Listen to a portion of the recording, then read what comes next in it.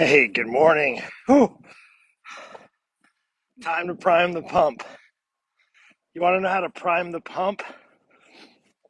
It's Monday. It's time for you to prime the pump. Hard to believe it's basically freezing out here. Yes, here in Florida, you're like, what on earth is going on here? Mother Nature, what's going on? We got some frost on the ground. Look at that. That's legit Florida. That's called Florida frost. Isn't that crazy? Some Florida frost there. Oh my goodness, I kid you not. That is not a filter. That's not a winter filter here in Florida, North Florida. When you live in North Florida, I guess there's a chance that you can get a frost. And let's see if you can see this. You can see when you can see your breath in Florida, you know it's cold. Anyway, how to prime the pump. It's Monday. Hope you had an amazing weekend. And now it is time for a new week, right? Can you believe January is going to be gone? First month of the year, just like boom, gone. My question to you is, how's it going so far?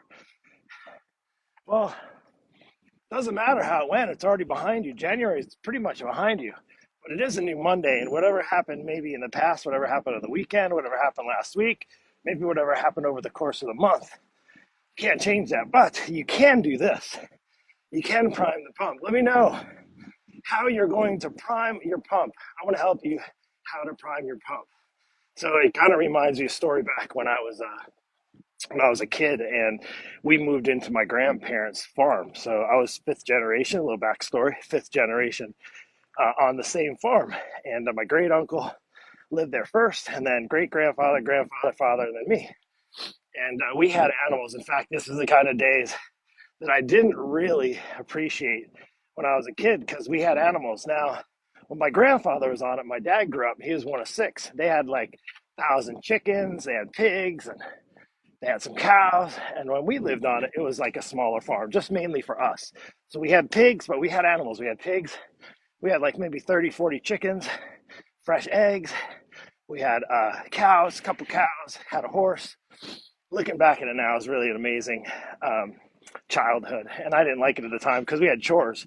I know if you have chores, does that sound familiar? If you have chores, you know the animals need to get fed. And we had actually a pitcher pump. We had a well, a water well, and we had to pitch the pump, pitcher pump, where you had to get it kind of prime the pump. And when it was cold, I'll never forget because I had to go down and get the chicken food. I had to help my dad feed the animals, the pigs, and we had to give them water, right?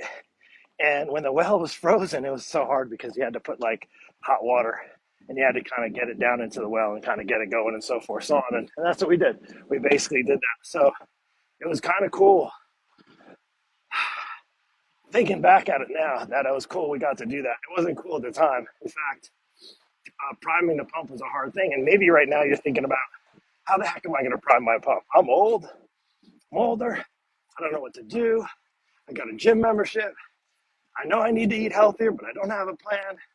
I have no, like, I guess, I can start by, cutting my calories. I can start by counting my calories. I can start by cutting this out, but you really kind of don't have a plan. It's kind of a hard way. It's like if I were to go down and just hit the pump and keep.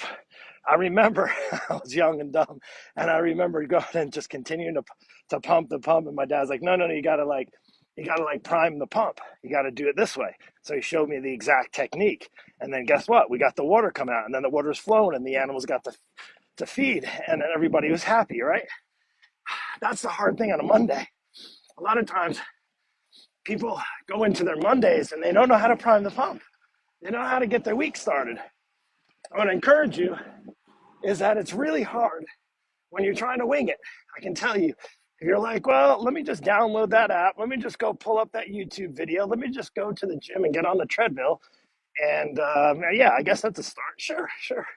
But I can tell you, you'll be like me, priming the pump when I was a kid, just doing it and not knowing, and no water came out. Nobody got fed. And if you want results, right, you got to have a plan. That's the bottom line. So let me encourage you, if you don't have a plan and you don't know how to prime the pump, get some help. Now, how did I learn how to prime the pump? Now, at the time, I think my dad was probably in his 30s. Let's see, he was in his 30s, and I was young because he was in his Oh, see, he's 79 now, so he's 30 when he had me. So I was probably like 8 or 9 years old. He was about probably 38 or 39 years old. And I remember learning from somebody with experience. My dad had experience how to prime the pump. So I learned how to prime the pump from somebody that grew up on a farm, who learned from his grandfather and learned from, or his father, who learned from his father, et cetera, et cetera.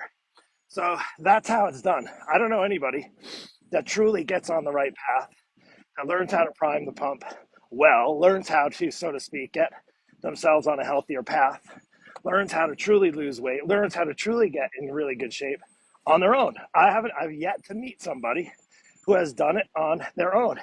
And even the one small percentage of the population who may be able to do it, the rest of you guys, as far as priming your pump, you're making it way too hard.